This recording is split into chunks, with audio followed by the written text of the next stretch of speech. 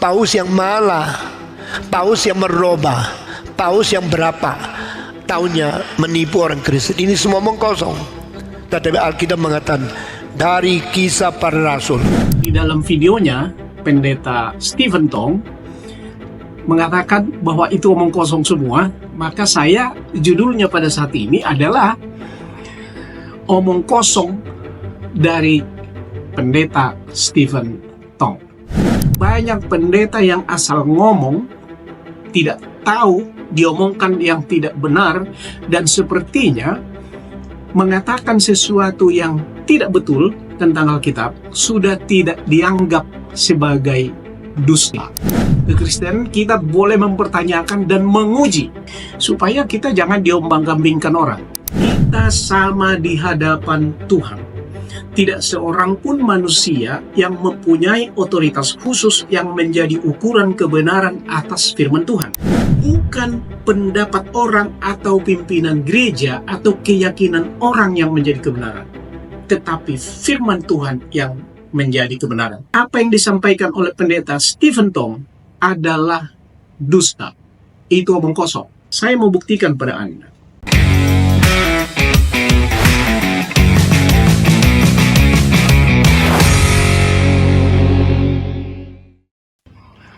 Salam sehat, salam sejahtera kepada kawan-kawan semua dimanapun Anda berada. Tuhan memberkati Anda.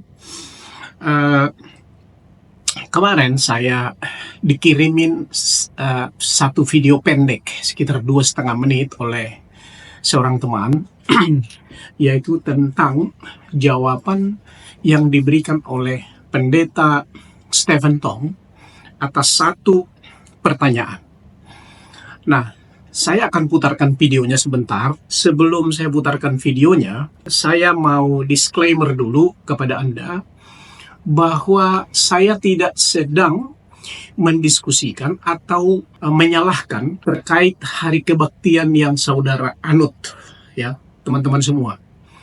Tetapi saya sedang menunjukkan kekeliruan yang dipelihara oleh para pendeta, khususnya pendeta Protestan pada umumnya, secara terus-menerus. Bahkan sekaliber Dr. Stephen Tong, ya, yang tadinya saya salut sebenarnya kepada beliau ini, tapi videonya ini menunjukkan saya ternyata mungkin harus merubah pemikiran saya. Dan saya perhatikan banyak pendeta-pendeta ya, yang menyebut diri sebagai hamba Tuhan, yang sembarangan ngomong tentang Alkitab itu. Mungkin karena tidak ada pertanggungjawaban. Kalau kita di dunia hukum ini, kalau kita salah, waduh, di pengadilan itu kita jadi bulan-bulanan dibikin lawan ataupun dibikin hakim. Jadi kita harus benar-benar persiapkan semua sesuai dengan hukum yang berlaku. Nah, ini saya lihat sembarangan, seolah-olah kalau sudah berkhotbah keras-keras, kasih segala macam udah menganggap selesai, walaupun sembarangan ngomong. Sebab itu kepada kawan-kawan semua, para pelajar Alkitab, ataupun Anda sebagai anggota awam seperti saya, kita harus kritis. Kita harus cek. Kita harus cari kebenaran terhadap apa yang dikatakan oleh mereka, termasuk para pendeta, mungkin di lingkungan Anda. Baik, kawan-kawan, pada saat ini saya akan memutarkan video yang dikirim kepada saya. Silakan kita tonton. Bagaimana menjelaskan kepada orang non-Kristen alasan orang Kristen beri ibadah setiap minggu? Hari Minggu disebut harinya Tuhan, the Lord's Day, the day of my Lord. Karena apa? Setelah Yesus bangkit pada hari Minggu, hari ini dikuduskan menjadi hari Tuhan menyertai, menjadi hari Tuhan memberkati. Dulu di Perjanjian Lama, hari Sabat, hari berhentinya Tuhan Allah bekerja, dan hari itu diberkati oleh Tuhan. Tapi hari Minggu menjadi hari Kristus menang atas dosa, kematian, dan kuasa setan semua. Tuhan Yesus menang atas, ikut, dosa, atas kematian, dan kuasa setan. 1, 2, 3. Hari Minggu, hari kebangkitan Tuhan yang mengalahkan dosa.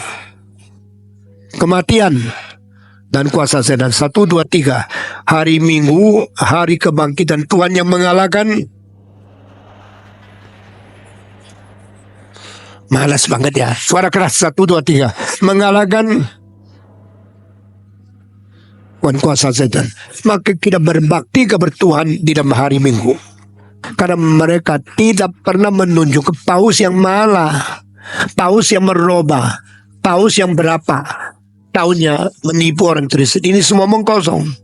Tetapi Alkitab mengatakan dari Kisah Para Rasul, orang Kristen pada hari ke-8, yaitu hari pertama daripada 1 minggu, ya hari itu hari suci, harinya Tuhan, sudah berkumpul memberikan persembahan, sehingga Paulus berkata, uangmu diberikan pada hari pertama engkau berbakti. Orang Kristen pada permulaan Kisah Para Rasul, mereka sudah menyembah Tuhan pada hari Minggu. Dan Ertikus yang dengar khotbah akhirnya jatuh dari loteng 3, mati, dibangkitkan oleh Paulus pada hari Minggu. Berarti hari Minggu hari berbakti, karena Tuhan mau kita menyembah kepada Dia di dalam hari Minggu, harinya kebangkitan Yesus Kristus. Di dalam videonya, Pendeta Stephen Tong mengatakan bahwa itu omong kosong semua, maka saya judulnya pada saat ini adalah omong kosong dari Pendeta Stephen Tong. Saya mau ringkaskan dulu video yang tadi barusan saudara-saudara dengar, supaya gampang nanti ini kita mempelajarinya. Yang pertama, hari Minggu disebut sebagai harinya Tuhan. The Lord's Day, my Lord's Day. Itu kata Stephen Tong. Yang kedua, disebutkan setelah Yesus bangkit pada hari Minggu dikuduskan menjadi hari Tuhan. Tuhan menyertai dan memberkati hari Minggu itu. Itu yang kedua. Yang ketiga, disebutkan dulu di Perjanjian Lama, hari Sabat hari berhentinya Tuhan Allah. Hari itu diberkati Tuhan.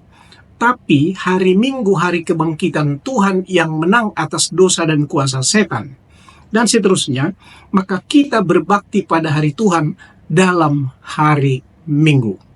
Itu statement yang ketiga. Statement yang keempat, dikatakan begini, Alkitab mengatakan dari Kisah Para Rasul, orang Kristen pada hari ke-8, hari pertama daripada 1 minggu. Maksudnya itu adalah hari Minggu. Ya, hari itu hari suci, harinya Tuhan. Jadi Stephen Tong mengakui bahwa hari ke-7 itu adalah hari Sabat. Itu maksud saya. Lalu hari ke-8, maksud dia hari pertama minggu itu hari Minggu. Jadi supaya lebih fokus kita nanti. Lalu dikatakan hari itu hari suci, harinya Tuhan. Sudah berkumpul memberikan persembahan. Orang Kristen pada hari permulaan Kisah Para Rasul sudah menyembah Tuhan pada hari Minggu. Itu yang keempat. Yang kelima, dia katakan Paulus membangkitkan Eutikus pada hari Minggu. Berarti hari Minggu hari berbakti karena Tuhan mau kita menyembah kepada Dia di dalam hari Minggu, harinya kebangkitan Yesus Kristus. Jadi karena ada mungkin kebaktian pada hari Minggu itu, di situ Eutikus dibangkitkan, maka dikatakan berarti hari Minggu hari berbakti kepada Tuhan, dan hari Minggu itu menjadi hari kudus, hari suci. Itu yang kelima. Lalu yang keenam, dia katakan, paus mana yang merubah? Maksudnya hari Sabat ke hari Minggu. Paus mana yang merubah hari Sabat ke hari Minggu? Paus yang keberapa tahunnya? Tahun berapa menipu orang Kristen? Semua itu omong kosong. Nah itu statementnya Pendeta Stephen Tong. Baik, sebelum saya jawab, saudara ini, ya, saya mau terlebih dahulu mengatakan kepada Anda bahwa kita sama di hadapan Tuhan. Tidak seorang pun manusia yang mempunyai otoritas khusus yang menjadi ukuran kebenaran atas firman Tuhan. Firman Tuhan itulah dan hanya firman Tuhan yang menjadi ukuran kebenaran atas iman kita. Ingat, dalam video saya sebelumnya saya bahas beda antara kepercayaan dan kebenaran. Nah, yang saya sedang bicarakan adalah bukan pendapat orang atau pimpinan gereja atau keyakinan orang yang menjadi kebenaran, tetapi firman Tuhan yang menjadi kebenaran. Karena kita bicara dalam konteks kekristenan, ya. Jadi kita tidak boleh menyimpang dari firman Tuhan. Dalam membahas ini, saya tidak akan pernah keluar dari Alkitab kecuali tentang sejarah, dan nanti saya akan sampaikan. Baik, saudara kawan-kawan.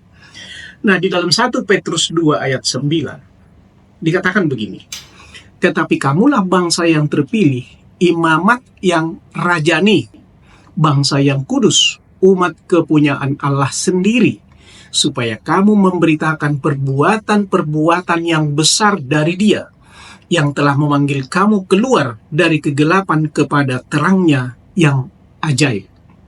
Kawan-kawan, kamulah, you and me. Ayat ini adalah otoritas kepada kita. Jadi pastikan iman kita sesuai dengan kebenaran firman Tuhan. Untuk memastikan itu, maka kita harus belajar, menyelidiki, dan menguji firman Tuhan itu. Itu bedanya kekristenan dengan agama lain. Kekristenan kita boleh mempertanyakan dan menguji, ya, dan kita harus melakukan itu supaya kita jangan diombang-ambingkan orang. Dan ingat kawan-kawan, saya sendiri pengamat, saya pembelajar Alkitab dan pengamat di dalam kehidupan kekristenan kita ini. Seperti saya katakan tadi, banyak pendeta yang asal ngomong, tidak tahu, diomongkan yang tidak benar, dan sepertinya mengatakan sesuatu yang tidak betul tentang Alkitab sudah tidak dianggap sebagai dusta. Ini kawan-kawan.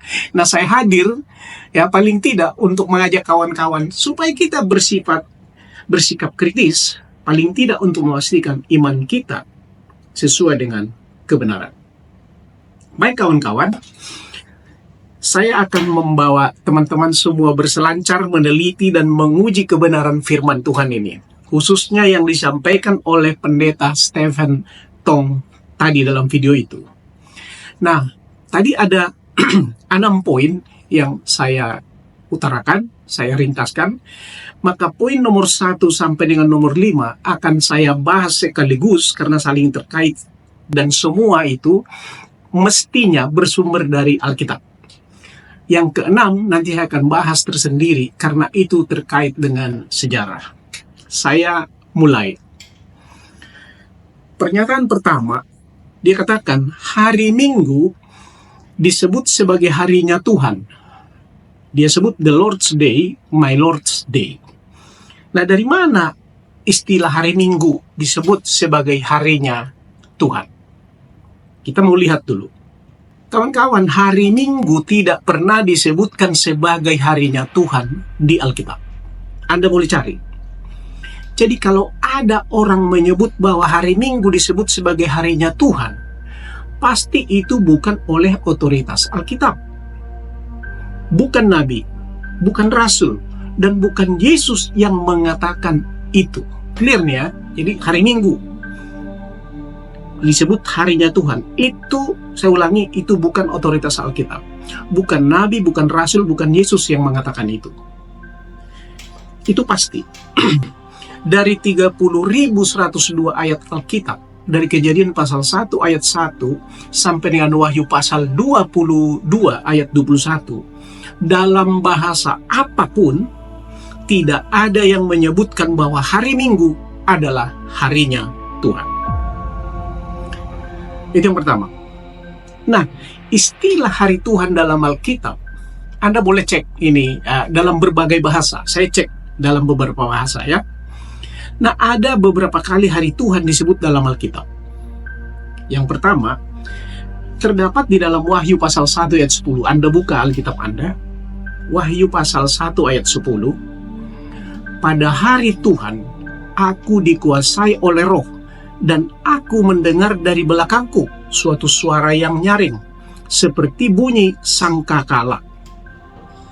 Nah, hari Tuhan di sini tidak terkait sama sekali dengan hari Minggu, melainkan hari di mana Yohanes dikuasai oleh Roh. Jadi fokusnya adalah penguasaan Roh, bukan masalah hari A, hari B, hari C, tapi penguasaan Roh, di mana dia melihat Yesus dalam wujud ilahi. Itulah sebabnya dia menyebut hari itu sebagai hari Tuhan. Jadi tidak terkait dengan Senin, Selasa, Rabu, Kamis dan sebagainya. No, ya. Tetapi menunjuk di sini tentang dia dikuasai Roh dan dia melihat Yesus. Itulah makanya disebut hari Tuhan. Di Perjanjian Lama, dalam Yesaya pasal 13 ayat 6, ya, dikatakan begini, merataplah sebab hari Tuhan sudah dekat datangnya sebagai pemusnahan dari yang maha kuasa. Lalu dalam Joel pasal 2 ayat 31, matahari akan berubah menjadi gelap gulita dan bulan menjadi darah sebelum datangnya hari Tuhan yang hebat dan dahsyat itu. Baik di dalam Perjanjian Lama maupun dalam Perjanjian Baru, istilah hari Tuhan itu terkait dengan hari kiamat, ya, pemusnahan. Tidak terkait sama sekali dengan hari Minggu, hari pertama dalam minggu itu. Nah, kemudian saya keluar dari Alkitab. Istilah hari Tuhan dalam konteks sejarah. Ya, ini saya keluar dari Alkitab ini ya, kawan-kawan ya, supaya jangan salah nanti. Nah, istilah hari Tuhan dalam bahasa Latin disebut Dies Dominica. Itu untuk hari Tuhan. Itu mulai timbul pada abad kedua dan abad ketiga, setelah zaman para rasul. Ingat ya, para rasul itu sudah selesai semua itu sekitar tahun 96-97. Anggaplah pada abad pertama, pada tahun 100. Yang terakhir itu adalah Yohanes, meninggal di Efesus. Setelah zaman para rasul, disitulah mulai timbul hari Tuhan. Jadi perlu dicatat, istilah hari Tuhan itu bukan para rasul yang membuatnya. Seperti yang dikatakan oleh Stephen Tong dalam videonya. Bukan para rasul. Ini harus dicermati dengan baik. Jangan mix up, ya. Karena ya kalau mungkin karena silap, oke, tapi kalau itu karena pendustaan, itu berbahaya. Nah, dimulai oleh Ignatius dari Antioquia. Ignatius itu seorang uskup, bishop disebut pada saat itu, sekitar tahun 110 Masehi. Sesudah Yohanes yang kekasih, Yohanes Pewahyu itu mati.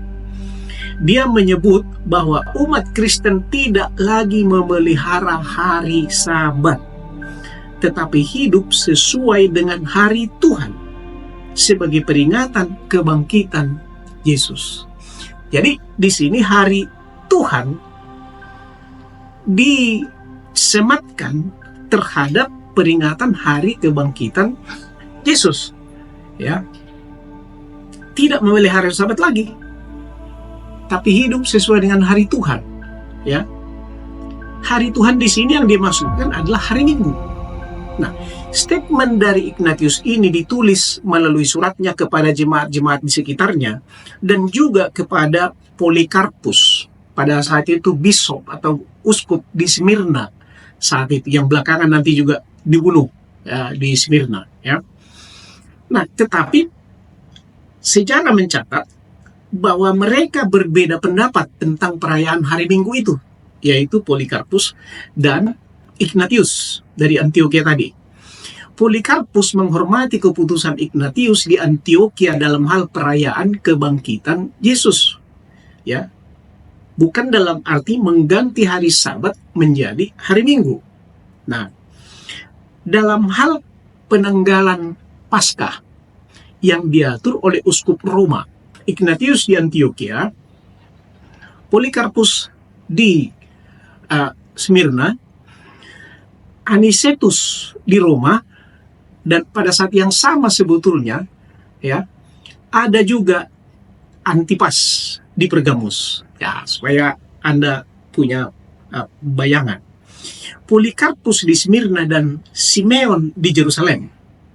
tetap pada posisi merayakan Paskah pada tanggal 14 hari Nisan, yaitu kalender Yahudi, sesuai dengan tradisi Yahudi. Terlepas itu jatuh pada hari apa saja, pokoknya tanggal 15 hari Nisan, bisa jadi itu hari Minggu, Senin, Selasa, Rabu, dan seterusnya. Sementara Ignatius dan Anicetus, jadi Ignatius dari Antioquia dan Anicetus dari Roma, mereka menekankan perayaan Paskah pada hari Minggu setelah 14 Nisan. Jadi kalau 14 Nisan jatuh pada hari Sabtu, perayaannya hari Minggu. Kalau 14 Nisan jatuh pada hari Senin, perayaannya hari Minggu yang akan datang. Kira-kira seperti itu. Kawan-kawan, sebagai info tambahan, Ignatius, Polikarpus, Simeon di Yerusalem, Antipas di Pergamus, Anicetus di Roma adalah sezaman sebagai bishop pada saat itu, sezaman mereka. Ya, walaupun tempatnya sangat berjauhan, mereka itu sezaman. Ya, mereka memimpin gereja setelah zamannya Yohanes Pewahyu. Nah, ini perlu dicatat. Jadi Yohanes sudah mati, orang inilah para pemimpin, ya, gereja-gereja pada saat itu. Yohanes, Paulus, Barnabas, Petrus, semua ini sudah lewat, sudah mati.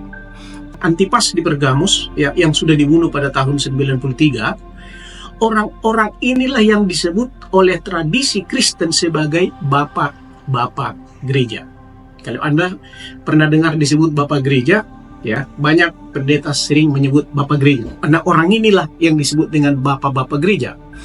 Nah, tradisi-tradisi yang mereka buat banyak yang diikuti oleh kekristenan di kemudian hari. Nah, sejak saat itu, setelah Yohanes meninggal, para pengikut orang-orang Kristen dan pemimpin-pemimpin gereja meneruskan tradisi-tradisi perbaktian hari Minggu itu dan menyebut secara eksplisit Dies Dominica sebagai hari Tuhan. Jadi sangat jelas bahwa yang memulai perbaktian hari Minggu sebagai hari peringatan kebangkitan Yesus bukan para rasul. Apa yang disampaikan oleh pendeta Stephen Tong adalah dusta. Itu omong kosong. Tidak berdasar Alkitab. Timelines-nya pun tidak ketemu. Itu asal enak-enaknya ngomong saja itu. Saya mau buktikan pada Anda. Kisah Para Rasul pasal 13 ayat 14. Disebut di sini, dari Perga mereka melanjutkan perjalanan mereka, lalu tiba di Antioquia di Pisidia. Pada hari Sabat mereka pergi ke rumah ibadat, lalu duduk di situ. Rasul, ya, para rasul ini. Kemudian pasal 13 ayat 42. Ketika Paulus dan Barnabas keluar, mereka diminta untuk berbicara tentang pokok itu pula pada hari Sabat berikutnya. Sabat yang lalu, Sabat berikutnya. Kisah Para Rasul pasal 13 ayat 44 disebut begini. Pada hari Sabat berikutnya, datanglah hampir seluruh kota itu berkumpul untuk mendengar firman Allah. Jadi, kebenaran Alkitab membuktikan bahwa pada waktu para rasul masih hidup, semua mereka berhari Sabat. Ada banyak ayat-ayatnya itu, kawan-kawan. Itu dari Alkitab. Nah, sekarang saya keluar dari Alkitab, kembali kepada sejarah. Tahun 160 sampai 220 Masehi, Tertullian, ini berdasarkan sejarah ini, Tertullian mengidentifikasi hari Minggu sebagai hari perayaan utama gereja. Karena hari itu adalah hari kebangkitan Yesus. Bukan Alkitab ya. Bukan Alkitab. Tapi ini Tertullian ini adalah seorang pemimpin gereja juga pada tahun 160 sampai 220 Masehi. Kemudian pada tahun 185 sampai 254 Masehi, Origen menunjuk hari Minggu sebagai waktu yang dikhususkan untuk pertemuan rohani, mengaitkannya dengan kebangkitan Kristus, selalu dikaitkan dengan kebangkitan Kristus. Ya. Nah, kemudian berikutnya pada tahun 321 Masehi.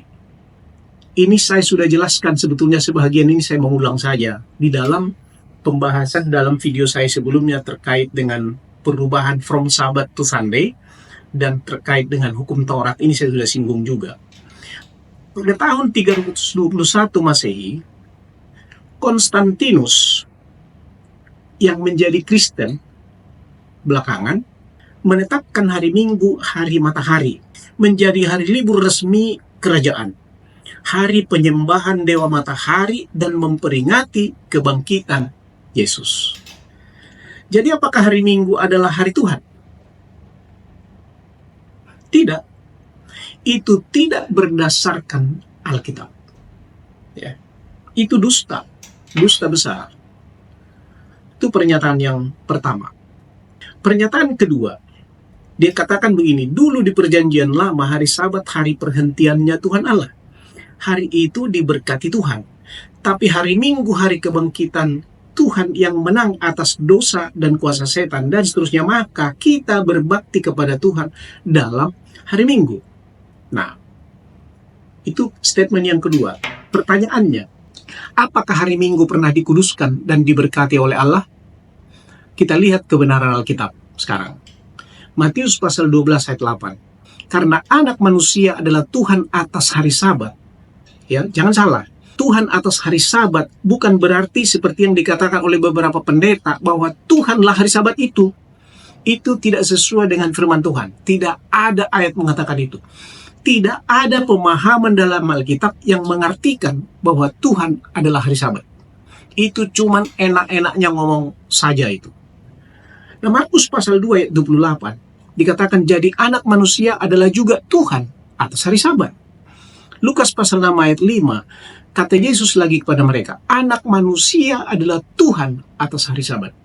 Kejadian pasal 2 ayat 2-3, ketika Allah pada hari ke-7 telah menyelesaikan pekerjaan yang dibuatnya itu, berhentilah ia pada hari ke-7 dari segala pekerjaan yang telah dibuatnya itu. Ya. Kemudian Keluaran pasal 20 ayat 10, tetapi hari ke-7 adalah hari Sabat Tuhan Allahmu. Sebab 6 hari lamanya Tuhan menjadikan langit dan bumi, laut dan segala isinya, dan ia berhenti pada hari ke-7. Itulah sebabnya Tuhan memberkati hari Sabat dan menguduskannya. Ya. Keluaran pasal 6 ayat 23, lalu berkatalah Musa kepada mereka, inilah yang dimaksudkan Tuhan. Besok adalah hari perhentian penuh, Sabat yang kudus bagi Tuhan. Ulangan pasal 5 ayat 14, tetapi hari ke-7 adalah hari Sabat Tuhan. Jadi, apakah pernah dikuduskan hari Minggu? Tidak pernah. Apakah hari Minggu pernah diberkati? Tidak pernah. Hari Sabat, hari ke-7. Ya. Nah, kemudian siapa pemilik hari Sabat itu? Lalu Allah memberkati hari ke-7 itu dan menguduskannya. Karena pada hari itulah ia berhenti dari segala pekerjaan penciptaan yang telah dibuatnya itu.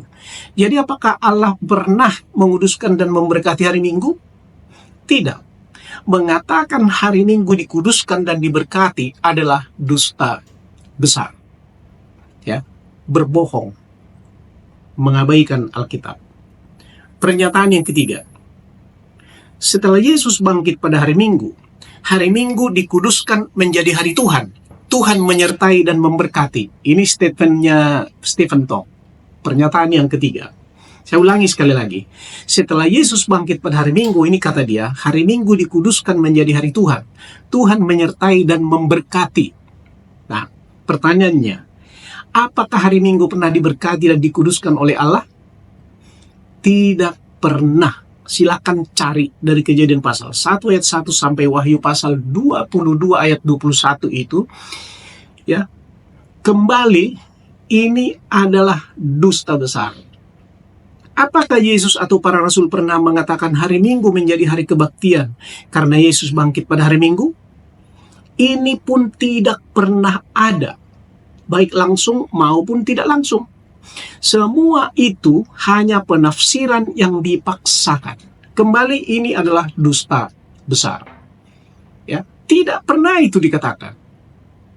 Saya tidak sedang, makanya tadi saya buat disclaimer dari awal, saya tidak menyalahkan Anda loh. Maaf ini kawan-kawan, no, not at all ya. Saya sedang bicara apa yang dikatakan oleh firman Tuhan dan sejarah, karena kita sedang membahas mengenai hari Minggu tadi oleh Stephen Tong. Pernyataan yang keempat, dikatakan begini, Alkitab mengatakan dari Kisah Para Rasul, orang Kristen pada hari ke-8, hari pertama daripada satu minggu, hari itu hari suci, harinya Tuhan. Sudah berkumpul memberikan persembahan. Orang Kristen pada hari permulaan, orang Kristen pada hari permulaan Kisah Para Rasul sudah menyembah Tuhan pada hari Minggu. Ini statement dia. Kita lihat kebenaran firman Tuhan. Apakah hari pertama minggu itu hari suci, harinya Tuhan? Tadi sudah kita singgung di atas. Tidak. Kemudian apakah pengumpulan persembahan pada hari Minggu terkait dengan kesucian hari Minggu? Ya. Kita lihat kebenaran firman Tuhan, kawan-kawan. So, kita harus kritisi, kita harus jawab supaya jangan salah ini. 1 Korintus pasal 6 ayat 1 sampai 4 dikatakan begini. Tentang pengumpulan uang bagi orang-orang kudus, hendaklah kamu berbuat sesuai dengan petunjuk-petunjuk yang kuberikan kepada jemaat-jemaat di Galatia. Pada hari pertama dari tiap-tiap minggu, hendaklah kamu masing-masing sesuai dengan apa yang kamu peroleh, menyisihkan sesuatu dan menyimpannya di rumah. Catat ini, menyisihkan sesuatu dan menyimpannya di rumah, supaya jangan pengumpulan itu baru diadakan kalau aku datang. Disisihkan dan disimpan di rumah, bukan dibawa ke tempat perbaktian hari Minggu. Tidak. Nah, ini kadang-kadang saya heran orang sesuka-sukanya gitu loh menafsirkan, padahal jelas kok di sini. Nah, lalu diteruskan, sesudah aku tiba, aku akan mengutus orang-orang yang kamu anggap layak dengan surat ke Yerusalem untuk menyampaikan pemberianmu. Ya, nanti dia akan suruh orang untuk ambil, dibawa ke Yerusalem. Kalau ternyata penting bahwa aku juga pergi, maka mereka akan pergi bersama-sama dengan aku. Itu kata Paulus. Nah, kawan-kawan, surat Paulus ini tidak terkait dengan apakah hari Minggu itu menjadi hari suci. Tidak sama sekali. Ini dipelintir sesuka hatinya, dan itu dusta. Ya, mereka diminta untuk mengumpulkannya di rumah masing-masing, bukan dibawa untuk kebaktian pada hari Minggu. Bisa jadi mereka berbakti pada hari Minggu itu, hari kebangkitan Yesus, tetapi tidak masalah mengumpulkan persembahan pada hari Minggu itu, tetapi mengumpulkan persembahan di rumah masing-masing sehingga nanti ketika Paulus datang, ya kan, tidak dikumpulkan pada saat itu lagi. Kawan-kawan, saya sudah kunjungi Kapadocia, tempat orang-orang Kristen dulu tinggal di situ. Mudah-mudahan kalau Anda sudah pergi ke sana ataupun akan pergi nanti, pastikan coba tanya. Saya sudah tanya ini, baik kepada penjaganya, baik kepada tour guide yang kebetulan bersama-sama dengan kita pada saat itu, bahwa di setiap rumah, di situ ada penyimpanan gandum, penyimpanan makanan-makanan. Saya ngebayang ini, mungkin itu yang dimaksudkan. Disimpan, diasingkan. Ada penyimpanan mereka. Jadi ada dapurnya, ada tempat, di dalam gua itu, ada dapurnya, ada tempat penyimpanan makanan, dan sebagainya. Ya, jadi Paulus tidak sedang menerangkan tentang perubahan hari perbaktian ataupun kekudusan hari Minggu di sini. Tetapi ayat ini tentang mekanisme pengumpulan uang untuk bantuan ke Yerusalem yang dikumpulkan sewaktu-waktu pada waktu Paulus datang. Anda mesti bisa bayangkan bahwa jarak dari Tarsus ke Kapadocia, ya, itu kalau naik mobil pribadi, kebetulan saya nyetir sendiri, itu kawan-kawan, itu dengan berhenti satu kali, itu 4 jam. Anda bayangkan dulu berapa hari itu dijalani. Dari Kapadocia ke Derbe, ke Ikonia, itu 10 jam kawan-kawan naik bis. Galatia itu luas sekali kayak Jawa Barat. Ke Laodikia, ke Kolose, ya, ke Efesus, dari Laodikia ke Efesus itu kawan-kawan itu 4 jam. Ya, dari Efesus ke Smyrna itu 110 kilometer. Anda bisa bayangkan. Belum ke Pergamus dan lainnya itu. Itu tidak bisa dijalani satu hari. Jadi dia simpanlah ketika saya nanti datang supaya sudah tersedia. Begitu ini persoalannya nih. Di Yohanes pasal 20 ayat 19.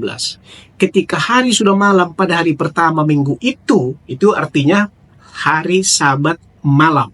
Jadi penanggalan orang Yahudi itu matahari terbenam sudah ganti hari. Berkumpullah murid-murid Yesus di suatu tempat dengan pintu-pintu yang terkunci karena mereka takut kepada orang-orang Yahudi. Pada waktu itu datanglah Yesus dan berdiri di tengah-tengah mereka dan berkata, "Damai sejahtera bagi kamu." Ini adalah malam hari setelah hari Sabat. Bukan mereka sedang merayakan atau memelihara hari kudus yang disucikan oleh Tuhan. Tidak sedang memelihara hari Sabat juga. Tidak sedang memelihara hari Minggu atau hari Minggu diganti, hari Sabat diganti menjadi hari Minggu. Tidak terkait dengan kekudusan hari Minggu. Nah, Kisah Para Rasul pasal 2 ayat 46-47, Anda baca Alkitab Anda nanti, dengan bertekun dan dengan sehati mereka berkumpul tiap-tiap hari dalam bait Allah. Mereka memecah-mecahkan roti di rumah masing-masing secara bergilir dan makan bersama-sama dengan gembira dan tulus hati sambil memuji Allah. Jadi mereka memecah-mecahkan roti mereka besar-besar, lebar-lebar, dipecah-pecahkan dari rumahnya dibawa ke sinagog. Mereka makan di situ bersama-sama. Kalau di kita mungkin semacam potluck lah itu. Mereka makan bersama-sama di sana tiap hari. Apakah tiap hari-hari yang dikuduskan? Apa tiap hari-hari ketujuh? Nah, ini harus kita kritisi kawan-kawan ya. Jangan asal terima saja. Nah, apakah mereka berbakti di situ? Saya yakin 100%. Ya, mereka berbakti tiap hari. Membaca firman Tuhan di situ. Dan tiap-tiap hari. Bukan hanya hari Minggu saja. Dan mereka memecah-mecahkan roti. Bukan melaksanakan perjamuan kudus. Ini yang sering diputar-putar nih. Seolah kalau memecah-mecahkan roti sudah perjamuan kudus. Tidak. Melainkan hanya sekedar makan. Makan bersama. Jadi kisah tersebut terkait dengan cara hidup orang-orang Kristen yang mula-mula. Tidak terkait dengan kekudusan hari Minggu. Kembali ini adalah dusta para pemimpin gereja. Anda boleh challenge saya. Saya sangat menarik ini, terbuka ini buat saya. Kita harus kritisi ini kawan-kawan. Adalah kebiasaan mereka berkumpul dan mungkin juga berbakti setiap hari di situ. Memecah-mecahkan roti secara bergilir dan makan bersama. Nah, tidak pernah ada perintah atau pemindahan kekudusan dari hari Sabat ke hari Minggu. Bukan pula berarti hari itu menjadi hari perbaktian. Ini dusta besar. Pernyataan kelima. Stephen Tong mengatakan, Paulus membangkitkan Eutikus pada hari Minggu. Berarti hari Minggu hari berbakti karena Tuhan mau kita menyembah Dia di dalam hari Minggu, hari kebangkitan Yesus Kristus. Ini statement dia. Nah, mari kita lihat ya kebenaran firman Tuhan. Dia sedang membicarakan di sini tentang Kisah Para Rasul pasal 20 ayat 7 sampai 10. Kita baca pelan-pelan. Ayat 7. Kisah Para Rasul pasal 20 ayat 7. Pada hari pertama dalam minggu itu, ketika kami berkumpul untuk memecah-mecahkan roti. Kembali nih, berkumpul, mereka memecah-mecahkan roti. Paulus berbicara dengan saudara-saudara di situ. Ini malam minggu nih. Ya, malam minggu ini. Ya. Lalu, karena ia bermaksud untuk berangkat pada keesokan harinya. Besok pagi dia mau berangkat nih. Pembicaraan itu berlangsung sampai tengah malam, ya. Lalu ayat 8, di ruang atas di mana kami berkumpul dinyalakan banyak lampu. seorang muda bernama Eutikus duduk di jendela. Karena Paulus amat lama berbicara, orang muda itu tidak dapat menahan kantuknya. Akhirnya ia tertidur lelap dan jatuh dari tingkat ketiga ke tingkat bawah. Ya, bayangan saya ini di jendela itu di luar nih jatuh ini. Lalu ketika ini diangkat orang, jadi orang datang berkerumun ambil dia diangkat, dikatakan ia sudah mati. Nah, ayat 10. Tetapi Paulus turun ke bawah. Dari lantai atas dia turun ke bawah. Ia merebahkan diri ke atas orang muda itu. Dia merebahkan diri ke atas orang muda. Orang tadi, orang itu sudah mengatakan dia sudah mati. Tetapi Paulus tidak pernah mengatakan bahwa Eutikus sudah mati. Apa yang dikatakan Paulus? Justru dia mengatakan, jangan ribut. Sebab ia masih hidup. Dia tidak katakan, ini udah mati, saya bangkitkan kembali. Ini perlu kita kritisi. Anda boleh tidak sepaham dengan saya, nggak apa-apa. Tetapi saya anggap dulu, saya mau ikut dulu pemahaman mainstream. Anggap dia sudah mati, lalu Paulus mengadakan mukjizat di situ, menghidupkan orang yang sudah mati. Anggap saya mau ikut mainstream dulu. Nah, kalau Paulus pun membangkitkan dia pada saat itu, Paulus tidak pernah mengatakan bahwa hari Minggu itu adalah hari suci dan Tuhan mau kita berbakti kepada dia pada hari Minggu. Tidak ada. Itu ngarang bebas tanpa kebenaran. Itu dusta besar, menyesatkan itu. Ya. Itu bukan dari kebenaran firman Tuhan. Itu karangan sendiri. Tidak ada Tuhan bilang, aku mau kamu berbakti pada hari Minggu kepada aku di dalam hari Minggu itu. Tidak ada. Jadi para rasul dan nabi tidak pernah merubah hari perbaktian dari hari Sabat ke hari Minggu. Ya, tidak. Di dalam video saya sebelumnya, sesudah kita teliti, Paulus tidak pernah merubah. Yohanes tidak pernah merubah. Para rasul tidak pernah berubah. Yesus tidak pernah merubah. Saya ulang ini. Jadi para rasul dan nabi tidak pernah merubah hari perbaktian dari hari Sabat ke hari Minggu. Ya. Perubahan itu dimulai terjadi setelah para rasul Paulus, Petrus, Barnabas, Yohanes meninggal semua. Stephen Tong berdusta ketika mengatakan bahwa para rasul yang memulai berbakti pada hari Minggu tidak berdasarkan Alkitab. Itu karangan dia sendiri. Bukan Alkitab yang mengatakan itu. Pernyataan ke-6. Nah, ini dalam bentuk pertanyaan. Dia katakan begini. Paus mana yang merubah? Maksudnya hari Sabat ke hari Minggu itu tadi. Paus yang keberapa? Berapa tahunnya? Tahun berapa menipu orang Kristen? Baik. Kita akan jawab ini. Ya. Pernyataan ini terkait dengan sejarah gereja Katolik. Bukan Alkitab. Saya garis bawahi ini. Oleh sebab itu, kita akan menjawab berdasarkan catatan sejarah gereja Katolik dan catatan sejarah kerajaan Romawi. Saya mulai, yang pertama. Dimulai dengan Konsili Nisea tahun 321 Masehi oleh Konstantin. Konstantinus mengeluarkan dekrit bahwa hari Minggu menjadi hari libur resmi seluruh kerajaan Romawi untuk menghormati Dewa Matahari, Dies Solis, sekaligus menghormati hari kebangkitan Kristus. Yang kedua, Catechism of the Catholic Church, ya, halaman 2175. Sunday is expressly distinguished from the Sabbath, which it follows chronologically every week. For Christian, its ceremonial observance replaces that of the Sabbath. In Christ's Passover, Sunday fulfills according to the spiritual truth of the Jewish Sabbath and announces man's eternal rest in God. Those who lived according to the old order of things have come to a new hope, no longer keeping the Sabbath, but the Lord's day, in which our life is blessed by Him and by His death.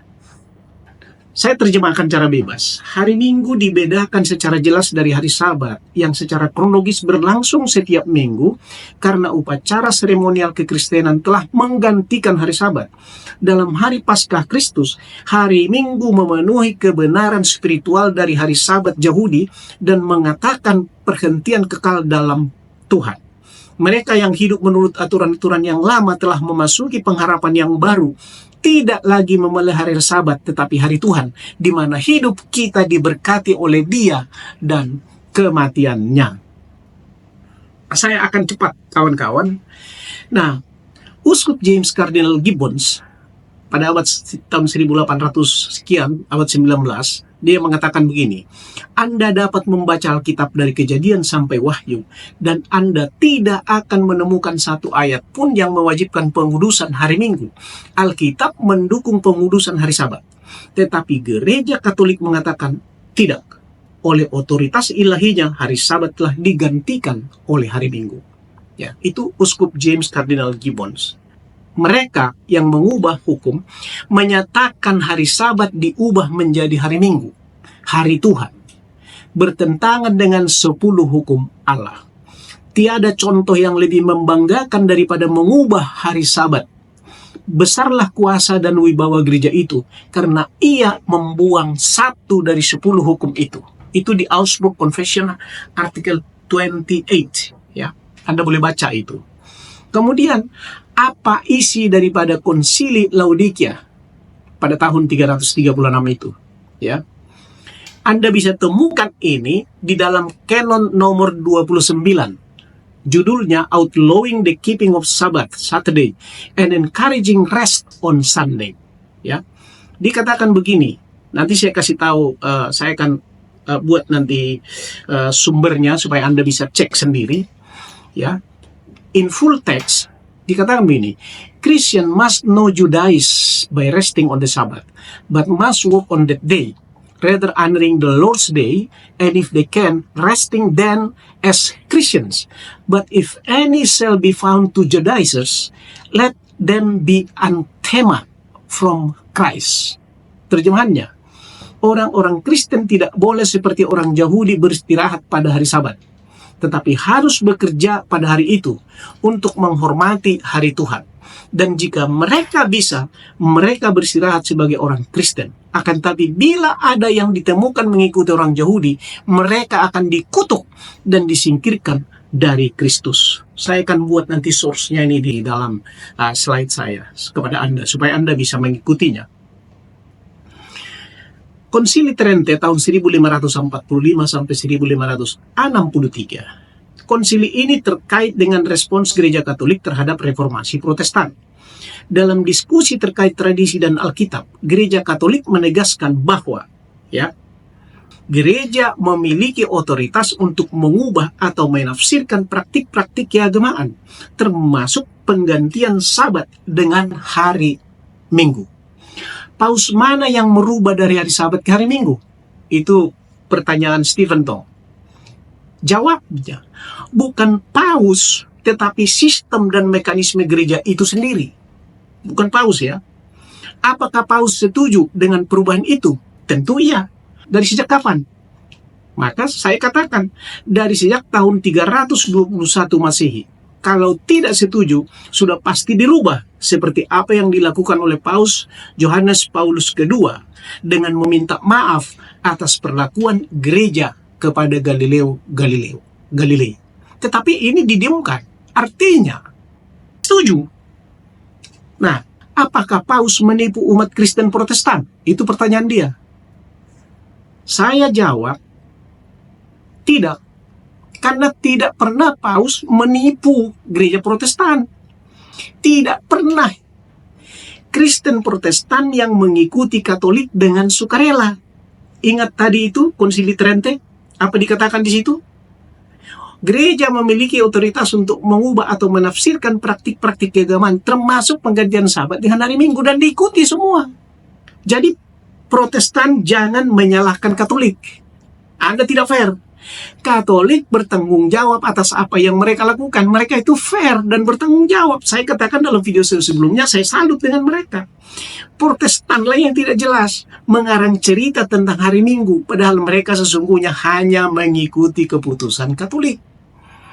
Dikarang cerita tentang hari Minggu, hari kebangkitan lah segala macam. Tidak ada itu di dalam Alkitab. Itu karangannya saja. Yang adalah Katolik memutuskan dan gereja Protestan mengikuti. Nah sekarang, untuk mengakhiri ini, pertanyaan saya kepada Pendeta Stephen Tong. Saya harapkan ini dijawab dari Alkitab. Karena gereja Anda Reformed Injili ya sangat mendorong dan menganut sola scriptura. Ya. Jadi terserah mau pakai bahasa apapun asal jangan dikarang sendiri. Ya, harus dari Alkitab.